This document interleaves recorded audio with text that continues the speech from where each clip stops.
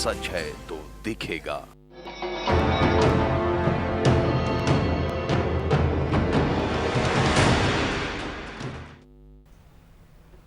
नमस्कार, स्वागत है आप सभी का हमारी इस बेहद ही खास पेशकश में। मैं हूं आपके साथ आत्रेय विश्वास।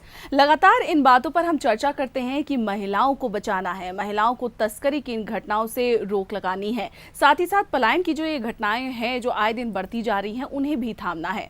और जब मौका हो शारदीय नवरात्र का, शारदीय नवरात्र की शुरुआत हो चुकी है और हमारी ये मुहिम चलती है कि दुर्गा का आह्वान किया जाए, माता दुर्गा को बुलाया जाए। वहीं झारखंड की ये दुर्गाएं बाहर पलायन और तस्करी के मामले में उलझती जा रही हैं। एक खास रिपोर्ट दिखाते हैं और उसके बाद आगे की बातचीत होगी हमारे खास मेहमानों के साथ।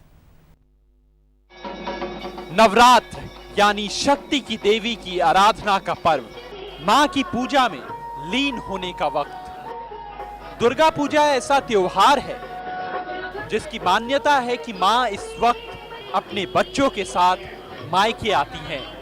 लेकिन जिस वक्त हम मां का आह्वान कर रहे थे, उसी वक्त ये मां अपने बच्चे के साथ दूर कहीं परदेश जा रही थी।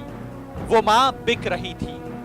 ये झारखंड की एक कड़वी हकीकत है जहां दुर्गा समझी जाने वाली महिलाएं और बेटियां बिकती हैं।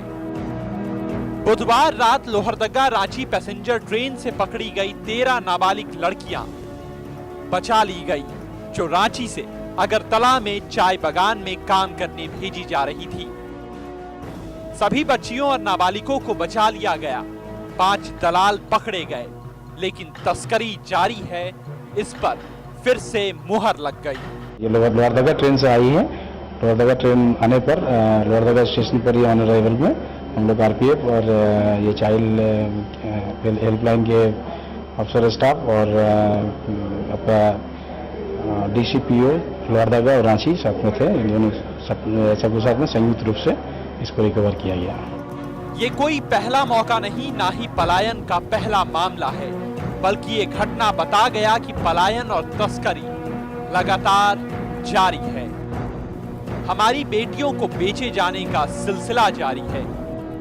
कहने को हम बड़ी बड़ी बातें करते हैं, उन्हें देवी दुर्गा सरस्वती मानते हैं, लेकिन उनकी रक्षा नहीं कर पाते। बेटियां हर किसी को प्यारी हैं, लेकिन पड़ोस वाले घर में, क्योंकि अपने घर की बेटियां मार दी जाती हैं या बेच दी जाती हैं।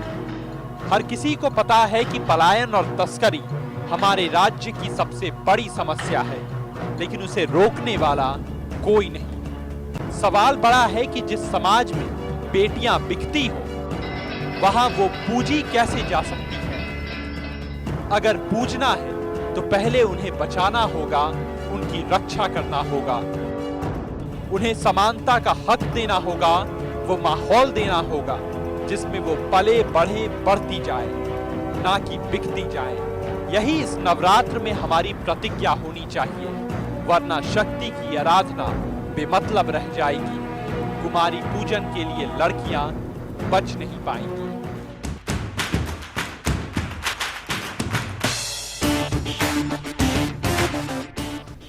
न्यूज़ 11 के लिए राजेंद्र राज के साथ ब्यूरो रिपोर्ट।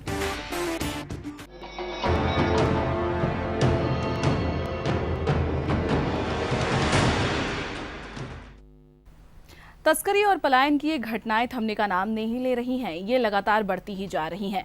हमारे साथ आज इस पूरे मामले पर ज़्यादा बातचीत के लिए हमारे साथ 2 खास मेहमान मौजूद हैं। आज हमारे साथ हैं पूनम आनंद जी, जो कि समाज सेवी हैं, साथ ही साथ हमारे साथ हैं सीता श्वानसी जी, जो कि दिया संस्थान से जुड़ी हैं। आप दोनों का बहुत बहुत स्वागत है न्यूज़ 11 में। सबसे पहले तो सीता जी, आपसे मैं जानना चाहूँगी, पलायन और तस्करी की ये घटनाएं थम नहीं रही हैं, बढ़ती जा रही हैं, इसे आप किस तरीके से देखती हैं? क्या ये वाकई में पलायन या फिर तस्करी है या फिर कुछ और है? ये सीधा सीधी कहें तो ये मानव तस्करी है। और तस्करी यहाँ से जब बच्चों को ले जाया जाता है बाहर, तो बदले में उनको पैसा मिलता है, तो इसलिए हम इसको तस्करी कहेंगे।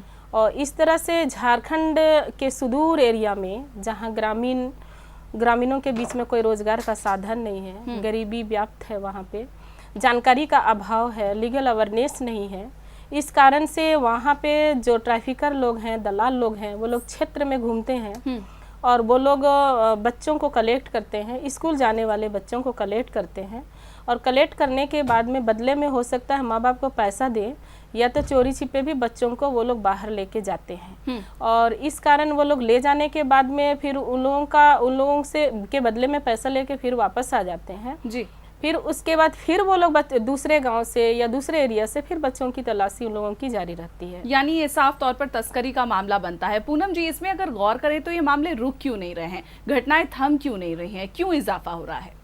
देखिए, हम झारखंड की बात अगर हम करते हैं तो झारखंड में पलायन बहुत बड़ा मुद्दा है। इसका बेसिक कारण ये है कि आज तक यहाँ पे रोजगार की बात जो हम करते हैं, बात होती है कि हमारा स्टेट पिछड़ा स्टेट है, यहाँ पे रोजगार की जरूरत है, लेकिन रोजगार के से जुड़े हुए कोई भी कार्यक्रम या किसी भी तरह की योजना यहाँ नहीं आती है। अगर हम एग्रीकल्चर की बात करते हैं तो एग्रीकल्चर भी कृषि के संबंधित देखें तो यहाँ पानी की उतनी दिक्कत रहती है, बारिश नहीं हो पाती है, जिसकी वजह से एग्रीकल्चर पे भी ये लोग बेस नहीं रह पाते जी। तो गरीबी बहुत बड़ा कारण है। तो कहीं ना कहीं ये गरीबी और रोजगार का ना होना एक इस मानव तस्करी को आगे बढ़ाता है। पलायन अपने आप में एक अलग मुद्दा मैं मानूंगी, क्योंकि तस्करी करने वाले लोग जो हैं वो कहीं ना कहीं इन भोली भाली लड़कियों को और उनके माता पिता को भी बहला फुसला के ले जाते हैं और उन्हें बेचते हैं। और अगर हम इसकी तह पे जाते हैं तो हम लोग इस चीज को देखेंगे कि जितनी कीमत ये लोग माँ बाप को भी कह के जाते हैं, उससे भी कम कीमत इन बच्चियों को मिलती है। और जहाँ इनको बेचा जाता है या जहाँ इनको काम पे लगाया जाता है, मैंने खुद से देखा है दिल्ली में ऐसी बहुत सी एजेंसीज खुली हुई है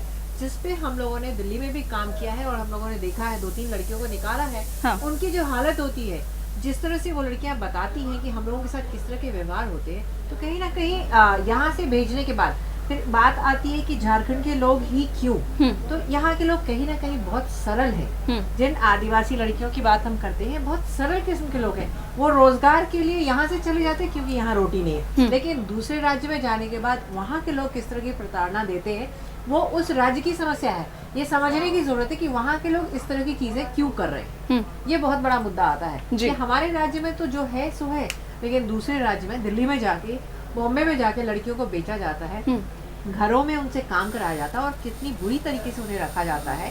तो ऐसा दूसरे राज्य के लोग ऐसा क्यों कर रहे हैं? बिल्कुल, कहीं ना कहीं कुछ कोऑर्डिनेशन या कहीं ना कहीं हमारे राज्य की इतनी ज्यादा कमी हो गई है जिसे हम लोग नहीं संभाल पा रहे हैं। मुझे कुछ दिनों पहले पता चला था कि पलायन के मुद्दे पे शायद विधानसभा सत्र में कभी भी आज तक कोई इस तरह के मुद्दे पे बात ही किसी ने नहीं उठाई कि ये हमारे राज्य का इतना बड़ा मुद्दा है या हमारे राज्य की समस्या है। तो बहुत जरूरी है कि हमारे जो राजनेता हैं उनको इसको समझना होगा कि किस तरह से हम इस चीज को कम करें। ये एक बहुत बड़ा मुद्दा है हमारे राज्य। बिल्कुल, ये बेहद बड़ा और गंभीर मसला है जिसे कम करने की जरूरत है। कवायद शुरू कर दी जानी चाहिए, जो कवायद शुरू अभी तक हुई नहीं है। सीता जी, यहाँ पर गौर करें तो कारण क्या हो सकते हैं? क्या कहीं ना कहीं झारखंड में कोई सोशियो इकोनॉमिक प्रॉब्लम है, ये वजह हो सकती है इसके पीछे? यहाँ पर जो भी है इकोनॉमिक की कमी तो नहीं है, बस यहाँ पर सिस्टम की कमी है।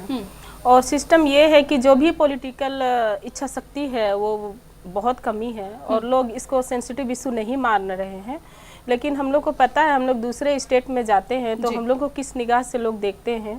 और इस इशू पे, ह्यूमन ट्रैफिकिंग इशू पे, मैं तो जाते रहती हूँ दूसरे स्टेट में, तो वो लोग किस तरह से हम लोगों को देखते हैं। वो लोगों का साफ कहना है कि आपके पास इतना सब कुछ रहते हुए आप लोगों की बेटियाँ बाहर जाती हैं काम करने। ये एक गंभीर समस्या है। तो यहाँ पे सब कुछ रहते हुए हम लोग इतने गरीब क्यों हैं? ये हमारे जो भी पॉलिटिशियन है उनको सोचना होगा। पूनम जी भी अभी यही कह रही थी कि जब झारखंड से लड़कियां बाहर जाती हैं उन्हें दूसरी निगाह से देखा जाता है। आखिर ऐसा क्यों होता है कि झारखंडी ही हमेशा पलायन के शिकार होते हैं, तस्करी के मामले में ज्यादा से ज्यादा फंसते हैं? सीता जी, आपसे जानना चाहूंगी। जी, यहाँ पे सबसे, पूनम जी ने जैसा कहा कि यहाँ की लड़कियाँ जो है सरल स्वभाव की होती हैं, हार्ड वर्कर होती हैं और दिन भर जुल्म सहते रहती हैं, फिर भी वो लोग जवाब नहीं देती हैं।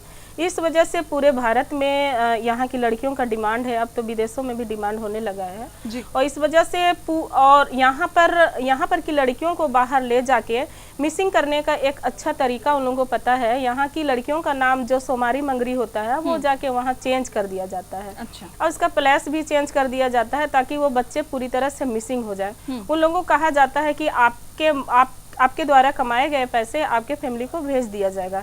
लेकिन ऐसा कभी नहीं होता है। उन लोगों का कमाया हुआ पैसा वो प्लेसमेंट एजेंसी वाले लोग हैं, वो लोग रख लेते हैं और बच्ची कमाते रहती है, लेकिन उसको पता नहीं रहता है कि मेरा पैसा कहाँ जा रहा है और मेरे माँ बाप तक पहुँच रहा है या नहीं पहुँच रहा है। इसके साथ साथ वो लोग मारपीट का भी शोषण, आप आए दिन घटनाओं को देख रहे होंगे, तो उसमें कितनी लड़कियों को कितना जख्म दिया गया है जो वो लोग जिंदगी भर याद रखी हुई है। बिल्कुल इस तरह से। और यहाँ पे जो लीगल पक्ष है वो उस जो ट्रैफिकर है उन लोगों के ऊपर में कठोर कानूनी कार्रवाई नहीं कर पा रही है। और वो लोग उन लोगों का संपर्क ज़्यादा है देहातों में, तो वो लोग उनके माँ बाप को भी समझा देते हैं कि आप लोग ये चक्कर में मत पड़िए। इस तरह से कितनी लड़कियां यहाँ से जाके वहाँ मार दी गई हैं। उन बच्चियों के परिवार वालों को अभी तक मुआवजा तक सही ढंग से नहीं मिल पाया। अच्छा पूनम जी, जो बच्चियां जाती हैं बाहर, मानव तस्करी या फिर पलायन कह सकते हैं इसे, वो बच्चियां बाहर जाती हैं, बेची जाती हैं और बहुत से माता पिता को ये पता रहता है और पैसे देकर ही बच्चों को खरीदा जाता है। तो ऐसा माता पिता क्यों कर रहे हैं? क्या जागरूकता की कहीं पर कमी है कि बच्चियों को भेज दिया जाए पैसों के लिए?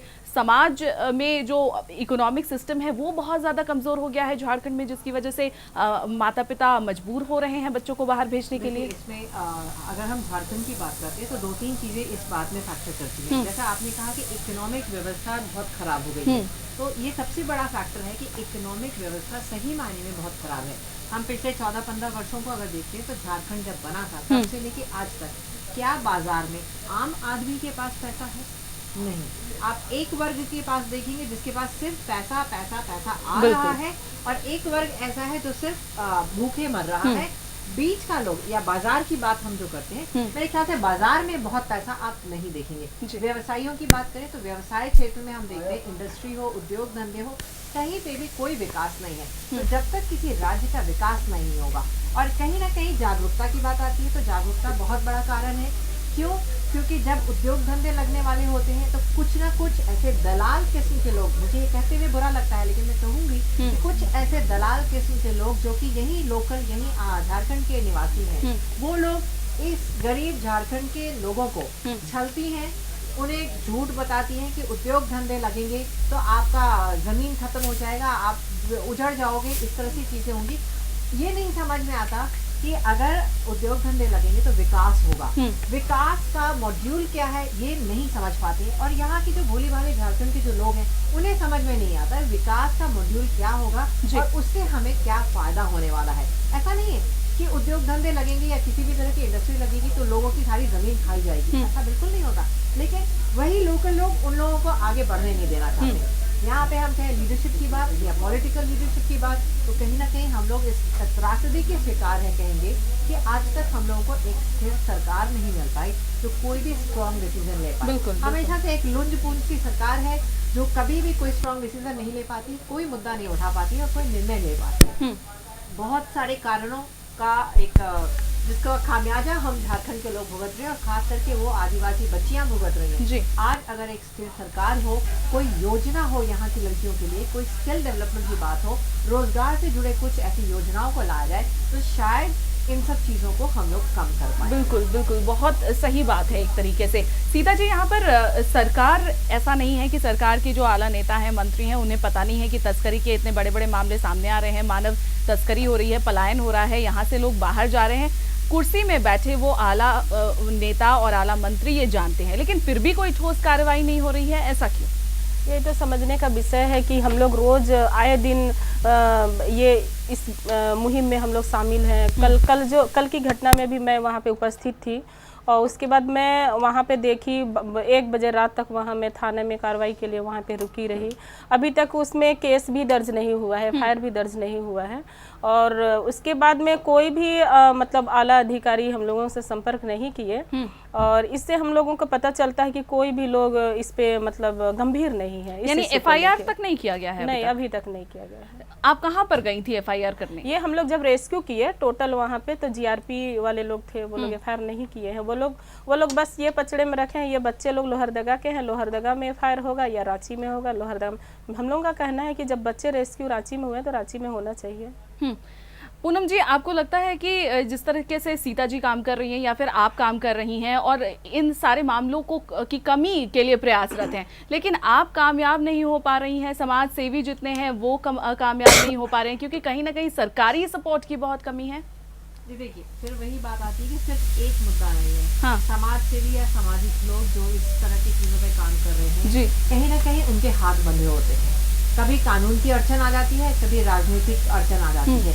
किसी भी राज्य की समस्या, जो कि ये एक समाज की समस्या नहीं है, ये एक राज्य की समस्या है, और इस समस्या के समाधान के लिए सरकार को एक कड़ा कदम उठाना होगा, कानून को एक स्ट्रॉन्ग स्टेप उठाना होगा। कानून जितनी जल्दी काम करे, बार बार हम लोग कहते थे कि फास्ट ट्रैक कोर्ट होना चाहिए जब हम रेप की बात करते हैं, तो इन सब चीजों में भी कानून को तुरंत, जैसा कि अभी सीता ने बताया कि FIR दर्ज नहीं हो रहा, ये कानूनी इतने पचड़े हैं जिसकी वजह से कहीं ना कहीं ये सारी चीजें फंस जाती हैं और इस समस्या का हल नहीं हो पाता है। एक व्यक्ति या एक संस्थान या एक चीज चाहे तो ऐसा नहीं है कि ये पलायन या मानव तस्करी को रोका जा सके। और ये झारखंड की समस्या इसलिए ज्यादा है क्योंकि कहीं ना कहीं राजनीतिक स्थिरता नहीं है। ये एक, इसको मैं बहुत बड़ा कारण मानती हूँ कि राजनीतिक स्थिरता नहीं होने की वजह से शायद यहाँ ये पलायन की समस्या या मानव तस्करी की समस्या बहुत ज्यादा बढ़ गई है। दूसरे भी राज्य हमारे साथ बने हैं, वहाँ भी इस तरह की चीजें थी, लेकिन काफी हद तक वहाँ रोका गया है, लेकिन यहाँ नहीं रोका जा रहा है। तो सरकार को कदम उठाना होगा, सामाजिक संस्थाओं को, हम जैसे लोगों को आगे आना होगा, क्योंकि हम लोग भी कभी ना कभी कानून के पेच में फंस जाते हैं, या कानूनी ऐसे कानून होते हैं कि हम उसमें आगे बढ़ के नहीं काम कर पाते। अपने लेवल से जो किया जा सकता है वो कर सकते हैं। सबसे बड़ी बात आप ये देखेंगे कि पूरे झारखंड में जिस तरह से सीता ने बताया कि रेस्क्यू करके लड़कियों को लाया जाता है, एक भी शेल्टर होम की बात अगर हम करें तो झारखंड में शेल्टर होम नहीं है। कुल मिला के शायद 2 या 3 शेल्टर होम है, जो डिस्ट्रिक्ट लेवल का एक शेल्टर होम है या 2 है। ऐसी लड़कियों को रखने की जगह नहीं है, इसलिए प्रशासन हो, सरकार हो, इन सब चीजों से बचना चाहती है। खुद की मैं बात करूं तो आज से 5 साल पहले की बात है, एक लड़की रेस्क्यू करके लाई गई थी। एक नहीं, 5-6 लड़कियां थी, जिसमें एक 14 साल की बच्ची की गोद में एक महीने की बच्ची थी। अच्छा। उसको माँ बाप ले नहीं जाना चाहते थे क्योंकि गांव देहात में हमारी बेइज्जती होगी। उसे हम लोग अपने घर पे नहीं रख सकते क्योंकि आप घर पे नहीं रख सकते हो।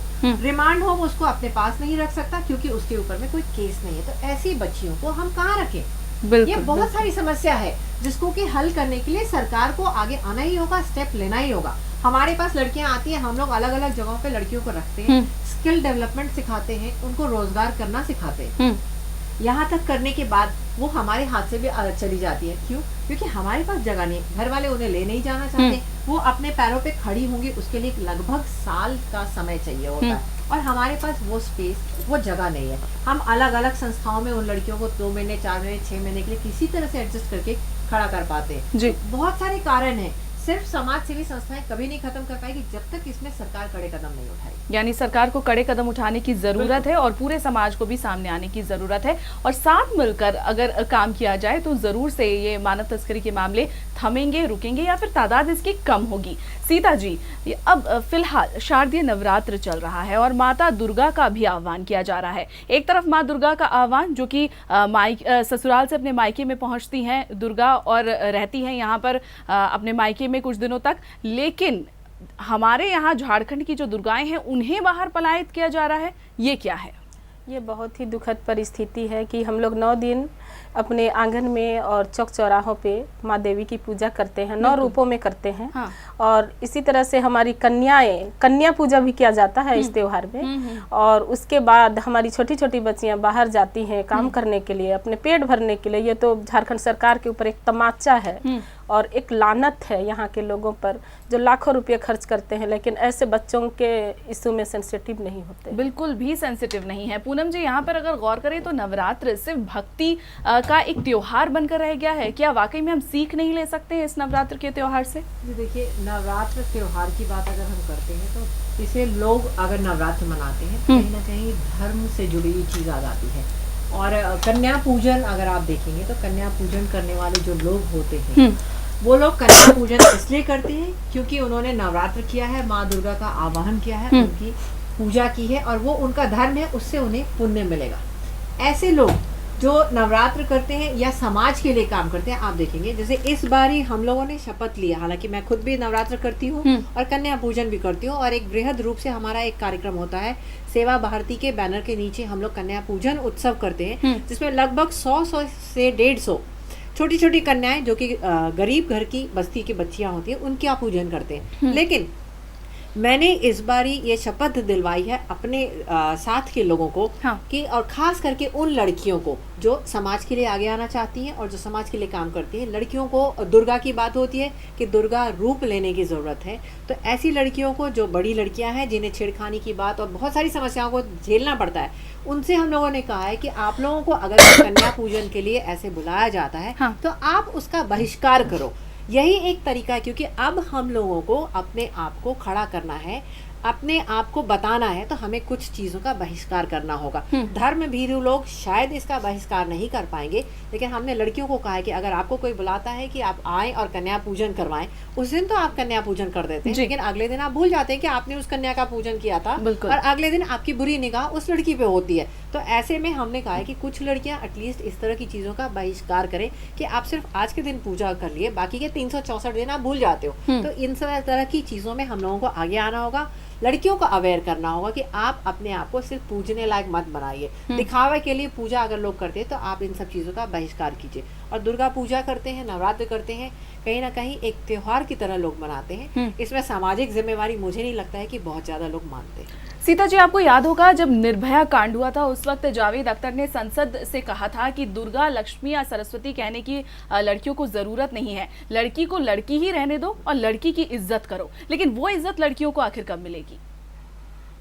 आप तो देख रहे हैं जब से निर्भया कांड हुआ है उसके बाद तो ऐसी घटनाओं की बौछार हो गई है, और भी लोग मतलब ऐसे घिनौने कांड को करने के लिए लोग प्रेरित हो गए हैं।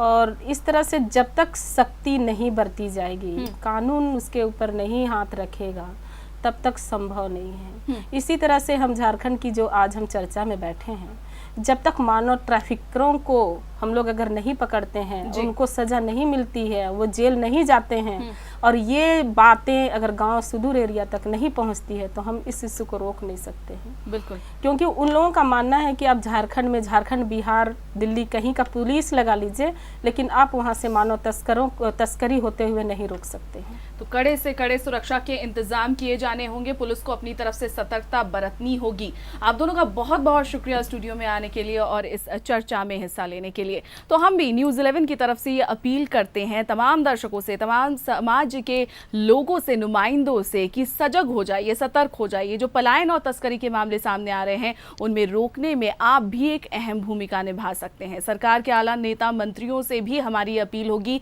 कि इस पर ज़्यादा से ज़्यादा ध्यान दिया जाए, क्योंकि ये मसला बेहद गंभीर है। नव दुर्गा और नवरात्र के इस मौके पर न्यूज़ 11 ये अपील करता है कि महिलाओं को सुरक्षा दीजिए, तस्करी और पलायन के ये मामले रोकिए। इस खास पेशकश में बस इतना ही। नमस्कार। विश्व विनोदिनी नंदिनुते गिरिवर विंध्य शिरोधिनी वासिनी विष्णु विलासिनी जिष्णुनुते भगवती हेशिति कंठ कुटुंबिनी भूरि कुटुंबिनी भूरि कृते जय जय हे महिषासुरमर्दिनी रम्यकपर्दिनी शैलसुते जय हे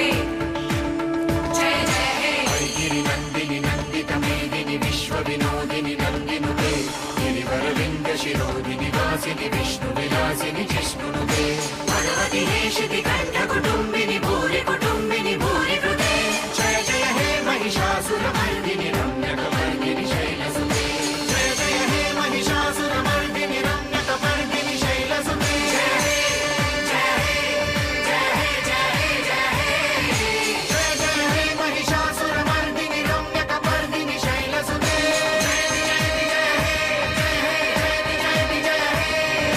जय जय हे महिषासुरमर्दिनी रम्यकपर्दिनी शैलसुते।